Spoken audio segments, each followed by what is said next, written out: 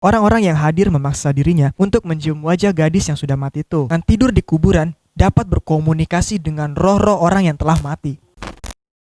What's up, Le? Di kesempatan kali ini gue bakal ceritain kisah yang cukup unik, di mana boneka yang biasa kita tahu lucu berbentuk hewan atau tokoh fiksi lainnya. Tapi apa jadinya kalau sebuah boneka berbentuk manusia dan benar-benar dibuat dari jasad manusia itu sendiri? Apakah tetap lucu dan kalian masih memainkannya? Seperti kisah menyeramkan dari sang pembuat boneka yang membuatnya dari jasad manusia itu sendiri.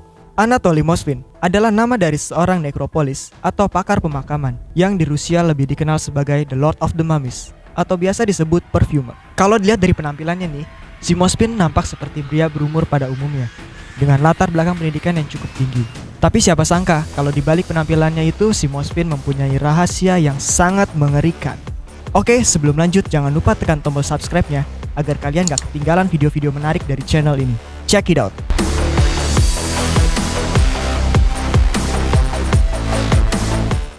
Anatoly Yurievich Moskvin atau Anatoly Moskvin lahir pada tanggal 1 September 1966 dan dia adalah seorang ahli filologi Rusia, sejarawan dan ahli bahasa dari Nizhny Novgorod yang merupakan kota terbesar kelima di Rusia nih, Le. Moskvin mengatakan nih, Le, bahwa ia mulai berkeliaran di kuburan bersama teman-temannya ketika ia masih bersekolah, dan secara diam-diam mereka mengunjungi kuburan Krasnaya Etna yang terletak di distrik Leninsky di Nizhny Novgorod. Dalam sebuah artikel yang ditulis di saat sebelum penangkapan dirinya, Moskvin mengungkapkan bahwa minatnya pada orang mati berkaitan dengan insiden waktu masa kecil, di mana ia menyaksikan sebuah prosesi pemakaman seorang gadis yang berusia 11 tahun. Usia Moskvin pada saat itu masih remaja nih, Le, dan dia mengatakan bahwa orang-orang yang hadir memaksa dirinya untuk mencium wajah gadis yang sudah mati itu, yang bernama Natasha. Dan akhirnya Moskvin pun tidak bisa menolak untuk mencium jenazah Natasha, seperti yang mereka perintahkan. Dan yang lebih parahnya nih, Le, ibu dari Natasha memasangkan cincin perkawinan kepada Moskvin dan jenazah dari Natasha, yang secara langsung mengartikan mereka sudah menikah. Wow. Setelah lulus dari Fakultas Filologi Universitas Negeri Moskow, Moskvin pun menjadi terkenal di kalangan akademinya pada saat itu. Karena kecerdasannya nih, Le, minat akademik utama yang Moskvin senangi yaitu sejarah dan cerita rakyat Celtic, serta bahasa dan linguistik, atau yang disebut dengan ilmu bahasa. Moskvin senang dan memiliki minat yang mendalam pada hal-hal yang berhubungan dengan ritual pemakaman, kematian, dan okultisme nih, Le. Moskvin mempunyai perpustakaan pribadi yang isinya lebih dari 60.000 buku dan dokumen, serta koleksi boneka besar nih, Le. Rekan sesama akademis menggambarkan dirinya sebagai seorang yang jenius dan eksentrik. Pada saat dewasa, Moskvin menjalani kehidupan yang berbeda dari orang normal pada biasanya. Dirinya tidak pernah menikah dan berkencan. Bahkan dia lebih suka tinggal bersama orang tuanya, termasuk ayahnya, yaitu Yuri F. Moskvin. Ia pantang atau abstain dari meminum alkohol serta merokok, dan konon juga tidak tertarik pada gadis muda nih, Le. Sebagai seorang mantan dosen dalam studi Celtic di Nizhny Novgorod Linguistic University, Moskvin sebelumnya bekerja di Institute of Foreign Language sebagai seorang filolog atau ahli bahasa dan polyglot yang berbicara dalam 13 bahasa. Wah, banyak banget nih, Le. Moskvin menulis beberapa buku, makalah, dan terjemahan lainnya yang semuanya terkenal di kalangan akademis pada saat itu. Moskvin juga sesekali bekerja sebagai jurnalis dan secara teratur berkontribusi pada surat kabar dan publikasi lokal. Moskvin menggambarkan dirinya sebagai nekropolis. Dirinya dianggap ahli dalam pemakaman lokal di wilayah Nizhny Novgorod. Pada tahun 2005, Oleg Ryabov, seorang rekan akademis dan penerbit, menugaskan dirinya untuk merangkum dan mendaftarkan orang mati di lebih dari 700 pemakaman di 40 wilayah di Oblast Nizhny Novgorod. Moskvin mengklaim bahwa dirinya antara 2005 sampai 2007 telah berjalan kaki untuk memeriksa 752 kuburan di seluruh wilayah, berjalan hingga 30 km atau 18,6 mil per hari. Mungkin kalau diibaratkan kayak kita sekarang berjalan dari Jakarta ke Bogor. Selama melakukan perjalanan ini, ia hanya minum dari genangan air, serta menghabiskan malam di tumpukan jerami dan di pertanian yang terbengkalai. Bahkan dirinya sampai tidur di kuburan sendirian. Dan yang paling mengerikan, ia pernah menghabiskan malam di dalam peti mati yang dipersiapkan untuk pemakaman nih, Le. Dalam perjalanannya seringkali Moskvin diinterogasi oleh polisi atas dugaan vandalisme dan pencurian, tetapi tidak pernah ditangkap atau ditahan setelah menyatakan kredensial dan tujuan akademisnya. Karya itu sendiri tidak dipublikasikan, tetapi telah digambarkan sebagai yang unik dan tak ternilai oleh Alexei Yesin, seorang editor nekrologis, yang merupakan sebuah makalah mingguan yang mana Moskvin menjadi kontributor tetapnya. Setelah penangkapan Moskvin, Yesin mengatakan bahwa ia yakin telah terjadi sebuah kesalahan dan Mosfin akan segera dibebaskan. Kemudian Yisin mengatakan kepada Associated Press bahwa Mosfin adalah penyendiri yang memiliki kebiasaan tertentu, tetapi tidak memberikan indikasi bahwa dirinya melakukan sesuatu yang merugikan. Selama 10 tahun, Mosfin dalam melakukan aksinya tidak pernah ketahuan oleh siapapun. Sampai suatu waktu pada akhirnya mulai tercium setelah polisi menerima banyak laporan mengenai makam-makam yang rusak. Pada awalnya polisi tidak menaruh rasa curiga pada Mosfin mengingat reputasinya sebagai dosen dari universitas ternama. Tetapi setelah polisi menemukan kecocokan antara lokasi makam yang rusak dengan komplek pemakaman yang pernah disinggahi oleh Mosfin, dan akhirnya menimbulkan rasa kecurigaan bagi pihak kepolisian. Dan untuk membuktikan rasa kecurigaan tersebut, polisi lantas melakukan pemeriksaan ke apartemen Mosfin Nile.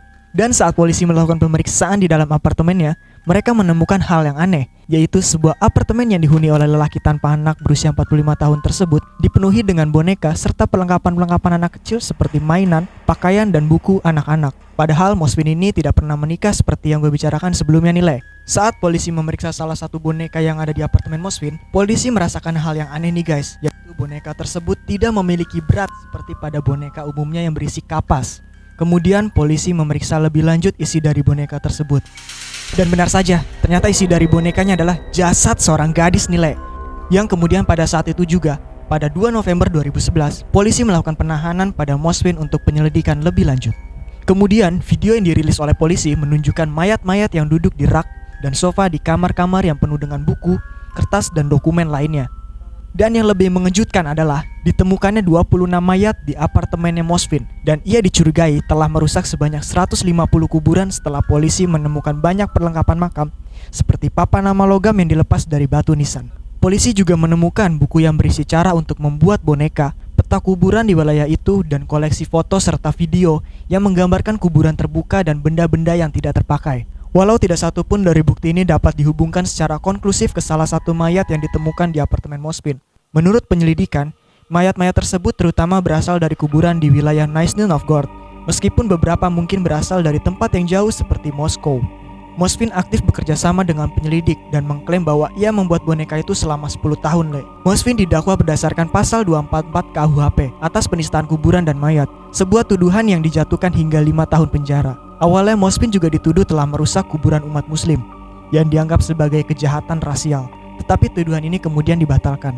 Setelah evaluasi psikiatrik, ditemukan bahwa Mosfin menderita bentuk skizofrenia paranoid, yaitu di mana pengidapnya mengalami delusi. Dalam sidang pada tanggal 25 Mei 2012, Pengadilan Distrik Leninsky menganggap Mosfin tidak layak untuk diadili, kemudian membebaskannya dari tanggung jawab pidana. Ia malah dijatuhi hukuman tindak medis koersif, dan penuntut juga puas dengan keputusan tersebut dan tidak mengajukan banding. Mosfin dipindahkan ke klinik psikiatris Nile dengan kunjungannya ditinjau secara teratur. Pada Februari 2013, sidang menyetujui perpanjangan perawatan kejiwaannya. Lalu perawatannya diperpanjang lagi pada April 2014 dan ditambahkan lagi pada Juli 2015. Pada 2014, seorang juru bicara menyatakan, setelah 3 tahun mengawasinya di klinik psikiatris, jelas sekali bahwa Mosfin tidak sehat secara mental untuk diadili. Karena itu ia akan dirawat untuk perawatan kejiwaan di klinik. Hingga pada 2019, setiap permintaan untuk perpanjangan perawatan Mosfin telah disetujui. Yang menjadi motif bagi Mosfin dalam melakukan aksinya yaitu dalam sebuah wawancara setelah penangkapannya, Mosfin mengatakan bahwa dirinya merasakan simpati pada anak-anak yang mati dan berpikir bahwa mereka dapat dihidupkan kembali dengan ilmu pengetahuan atau ilmu hitam. Sebagai pakar budaya Celtic, Mosfin mempercayai ajaran Druid kuno, yaitu dengan tidur di kuburan dapat berkomunikasi dengan roh-roh orang yang telah mati. Ia juga mempelajari budaya masyarakat Siberia, khususnya Yakuts kuno, dan menemukan mereka memiliki praktik yang sama untuk berkomunikasi dengan orang mati. Setelah itu, Mosfin mulai mencari berita kematian anak-anak yang baru saja terjadi. Dan ketika ia menemukan berita kematian, ia akan tidur di kuburan anak itu untuk menentukan apakah rohnya ingin dihidupkan kembali atau tidak. Mosfin mengklaim bahwa dia telah melakukan ini selama sekitar 20 tahun nilai, dan bersikeras bahwa ketika ia mulai melakukannya, ia tidak pernah menggali kuburan tanpa izin anak di dalamnya. Wow. Seiring bertambahnya usia nilai, menjadi sakit secara fisik baginya untuk tidur di kuburan. Jadi ia mulai membawa pulang mayat-mayat itu di tempat yang lebih nyaman untuk tidur di dekat mereka. Dia berharap roh-roh itu akan lebih bersedia untuk berbicara di rumah yang aman dan ramah, dan bahwa mereka mungkin lebih mudah berbicara ketika mereka tidak lagi berada di bawah tanah nih. Setelah menggali makam, Mosfin meneliti teori dan teknik mumifikasi dengan tujuan untuk mengawetkan mayat. Ia mengeringkan mayat-mayat itu dengan menggunakan kombinasi garam dan soda kue, yang kemudian menyimpannya di tempat-tempat aman dan kering di sekitar kuburan. Setelah mayat mengering, lalu ia membawa mayat tersebut ke apartemennya, di mana ia menggunakan berbagai metode untuk membuat boneka dengan memberikan tubuh fungsional bagi mayat anak-anak tersebut untuk digunakan pada saat ia menemukan cara untuk menghidupkan mereka kembali. Mosfin merasa bahwa jasad fisik mereka sudah membusuk dan jelek nilai, sehingga mereka merasa tidak nyaman atau bahagia. Lantas ia membungkus anggota badan mayat-mayat tersebut dengan potongan kain dan mengisi rongga tubuh dengan bantalan agar menjadikannya penuh. Bahkan terkadang ia menambahkan topeng lilin yang dihiasi dengan cat kuku di atas wajah sebelumnya, serta mendandani mereka dengan pakaian dan wig anak-anak yang berwarna cerah. Hal yang dilakukan Mosfin ini membuat tubuh dari mayat anak-anak tersebut tampak seperti boneka besar buatan rumah, yang membuatnya tidak ketahuan oleh orang lain. Jadi itulah yang menjadi motif atau alasan Mosfin melakukan aksinya nilai. Dan sampai sekarang pun belum jelas bagaimana akhir dari kehidupan Mosfin ini. Kisah ini bisa menjadi contoh bagi kita bahwa siapapun bisa saja mengalami kejadian seperti Mosfin, karena pada saat masih kecil, Mosfin mendapat perlakuan yang membuatnya shock dan mentalnya rusak. Oke, sampai jumpa di video 91% selanjutnya. Jangan lupa like, share, and comment di bawah, karena saran kalian sangat berguna bagi kita untuk membangun channel ini. See you next time and be 91%.